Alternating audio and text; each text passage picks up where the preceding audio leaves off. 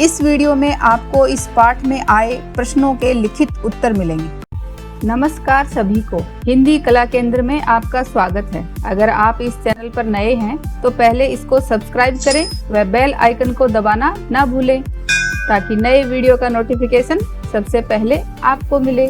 बच्चों, आज हम पढ़ने जा रहे हैं हमारी कक्षा 5 का अंतिम पाठ, चुनौती हिमालय की।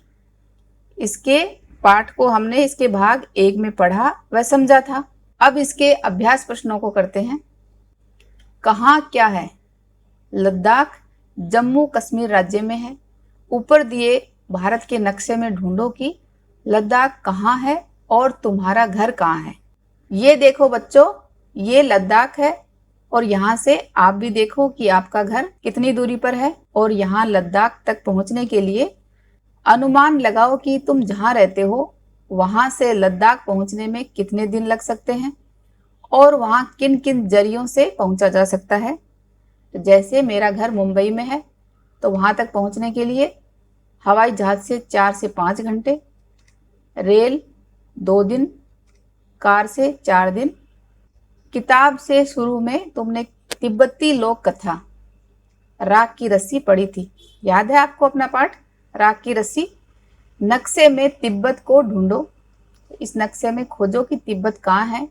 ये देखो इंडिया का ये मैप और ये रहा तिब्बत। वाद विवाद, बर्फ से ढके चट्टानी पहाड़ों के उदास और फीके लगने की क्या वजह हो सकती थी? उन बर्फीले चट्टानों पर किसी भी प्रकार के पेड़ पौधे, चिड़िया, जानवर आदि नहीं दिखाई दे रहे थे और कोई ध्वनि भी सुनाई नहीं पड़ रही थी, इसलिए वे उदास लग रहे थे।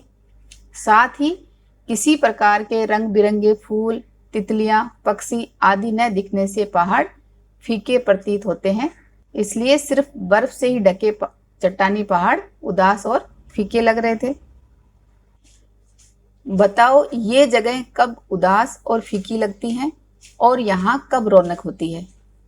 घर, बाजार, स्कूल, खेत। तो ये जगह में घर में, जब घर में अकेले रहना पड़े तो उस वक्त हमें उदास और फीका लगता है। साथ ही इंटरनेट बंद हो। रौनक वाली, जब घर पर हमारी उम्र के बच्चे आए हुए हों या हमारे घर में कोई उत्सव, पार्टी आदि हो, उस वक्त रौनक आ जाती है ना। बाजार, जब वहाँ कोई नई चीज़ न बिक रही हो या फिर जब मुझे ज़बरदस्ती बाजार जाना पड़े। रौनक वाली, जब मेरी मनपसंद चीज़ खरीदने को मिले या फिर जब हम किसी हाट बाजार में जाएं।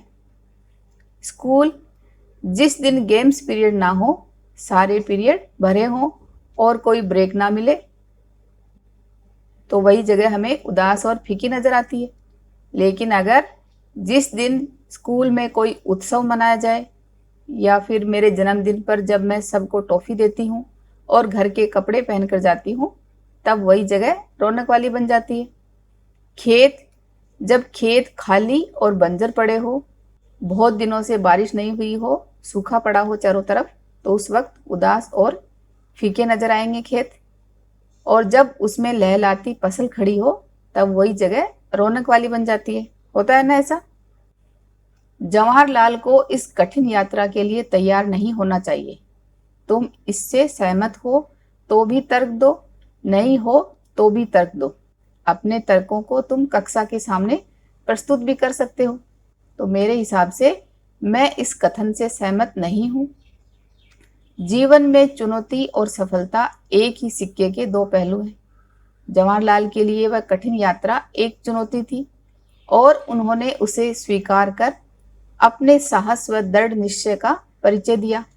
चाहे उन्हें अपने कार्य में पूर्ण सफलता न मिली हो, फिर भी उस घटना ने उन्हें जिंदगी का एक महत्वपूर्ण सबक अवश्य सिखाया होगा। अगर आप इस तर्क से सहमत हैं तो आपका ये कथन भी अलग हो जाएगा। कोलाज, कोलाज उस तस्वीर को कहते हैं जो कई तस्वीरों को छोटे छोटे टुकड़ों में काटकर एक कागज पर चिपकाकर बनाई जाती है। तो अब तक आपने अपनी पिछली कक्षाओं में बनाए भी होगा। तुम मिलकर पहाड़ों का एक कोलाज बनाओ, इसके लिए पहाड़ों से जुड़ी विभिन्न तस्वीरें इकट्ठा करो, जैसे पर्वतारोहण, चट्टान, पहाड़ों के अलग अलग नज़ारे, चोटी, अलग अलग किस्म के पहाड़। अब इन्हें एक बड़े से कागज पर पहाड़ के आकार में ही चिपकाओ।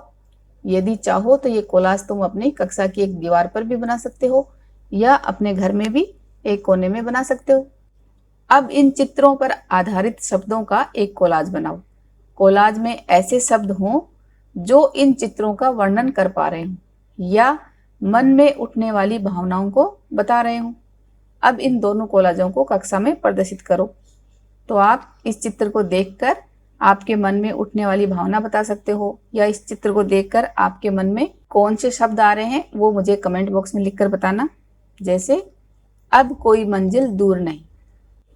तुम्हारी समझ से इस वृत्तांत को पढ़ते पढ़ते तुम्हें भी अपनी कोई छोटी या लंबी यात्रा याद आ रही हो तो उसके बारे में लिखो। तो ये आप अपने हिसाब से लिखो। जैसे, मुझे एक छोटी मगर लंबी यात्रा याद आ रही है जो मैंने अकेले कक्षा 11 में पढ़ते समय मेरी स्कूल व घर के बीच तय करी थी।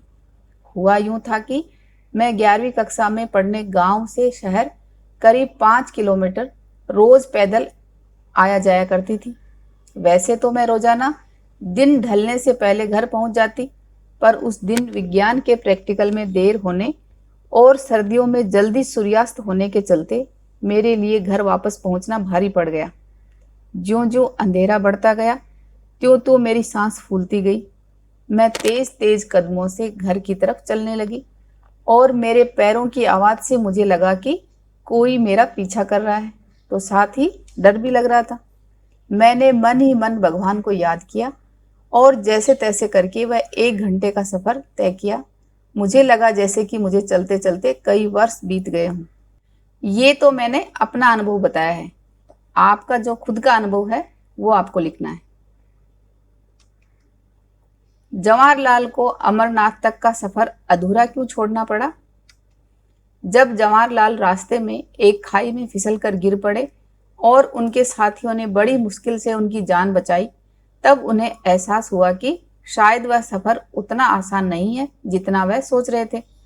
आगे उससे भी अधिक चौड़ी और ज्यादा संख्या में खाइयां थी और उनके पास इन खाइयों को पार करने के लिए उचित सामान नहीं होने के कारण जवाहरलाल को अमरनाथ का सफर अधूरा छोड़ना पड़ा। जवाहरलाल, किशन और कुली सभी रस्सी से क्यों बंधे थे? क्योंकि उन्हें पता था कि बर्फीली चट्टानों में बर्फ के नीचे अनदेखी खाई हो सकती है और एक बार खाई में फिसल गए तो कमर में बंधी रस्सी ही एकमात्र सहारा होती है। पाठ में नेहरू जी ने हिमालय से चुनौती महसूस की। कुछ लोग पर्वतारोहण क्यों करना चाहते हैं, यानी पर्वतों पर चढ़ना क्यों पसंद करते हैं?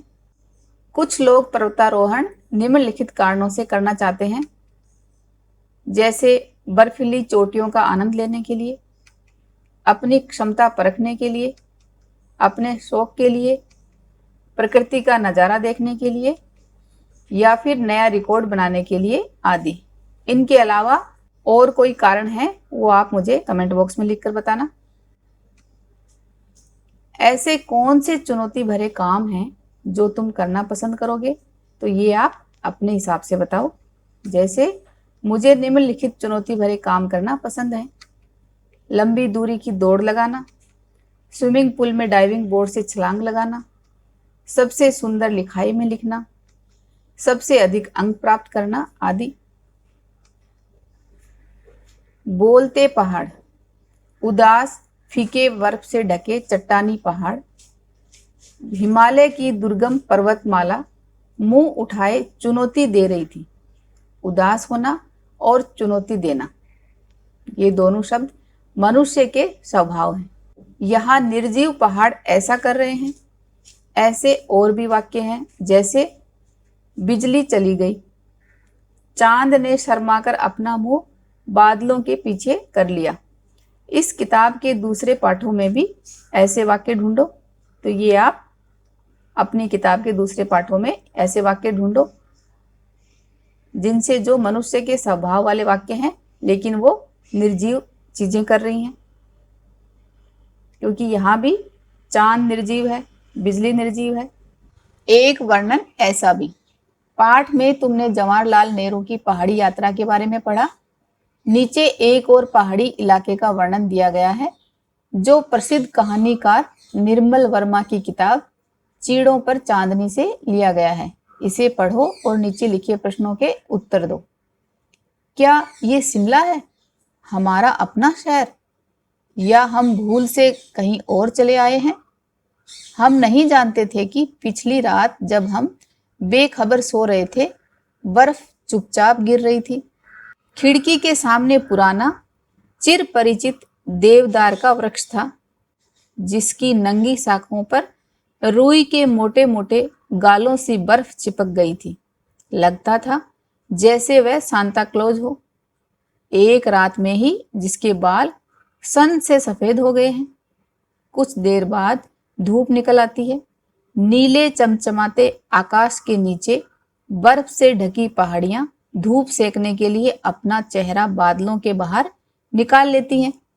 ऊपर दिए गए पहाड़ के वर्णन और पाठ में दिए गए वर्णन में क्या अंतर है? तो बच्चों, ये बात आपको बतानी है कि अभी जो हमने पहाड़ का जो वर्णन किया उसमें और पाठ में जो वर्णन किया था पहाड़ों का, उन दोनों में क्या अंतर है। कई बार निर्जीव चीजों के लिए मनुष्यों से जुड़ी क्रियाओं, विशेषण आदि का इस्तेमाल होता है। जैसे पाठ में आए दो उदाहरण जो हमने अभी पाठ पढ़ा था उसमें आए थे ना, उदास फीके बर्फ से ढके चट्टानी पहाड़, या सामने एक गहरी खाई मुंह फाड़े निगलने के लिए तैयार थी। ऊपर लिखे शिमला के वर्णन में ऐसे उदाहरण ढूंढो। अभी जो शिमला के पहाड़ों का वर्णन किया उसमें ढूंढो ऐसे ही किस तरह का वर्णन है। जैसे नंगी शाखों पर रुई के मोटे मोटे गालों सी बर्फ चिपक गई, ऐसे ही जिसके बाल सन से सफेद हो गए, ऐसे ही। और आपको मुझे कमेंट बॉक्स में लिखकर बताना है। इस यात्रा वर्णन को एक बार फिर से पढ़ें व समझें। क्या आपने भी कभी कोई चुनौती से भरा काम किया है, उसके बारे में बताओ। पहाड़ों का हमारे जीवन में क्या महत्व है, पता करें। सुझावों व सुधारों के लिए कमेंट बॉक्स में लिखें। बच्चों, ये कक्षा 5 का अंतिम पाठ है। अब आपकी कक्षा 6 में मिलते हैं। अगर हमारे वीडियो बन ही रहे हैं आपके फेवरेट, तो फिर क्यों ना करें इनको लाइक, सब्सक्राइब और रिकमेंड। हमें और बेहतर बनाने के लिए आप कर सकते हैं कमेंट। धन्यवाद।